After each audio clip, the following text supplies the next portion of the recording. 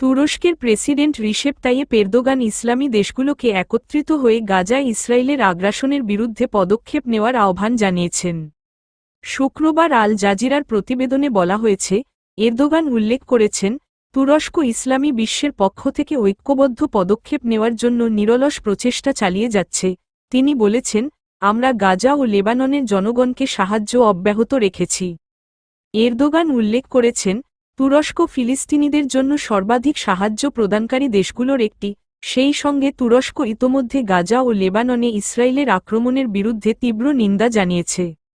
রয়টার্সের প্রতিবেদনে উল্লেখ করা হয়েছে, তুরস্ক এর আগেও হামাসের সঙ্গে একটি সম্ভাব্য যুদ্ধবিরতি নিয়ে আলোচনা করেছে এবং তাদেরকে এই প্রক্রিয়া এগিয়ে নিয়ে যাওয়ার জন্য সুপারিশ দিয়েছে।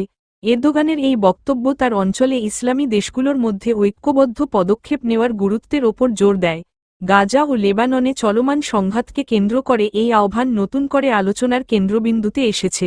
সূত্র, ইরনা।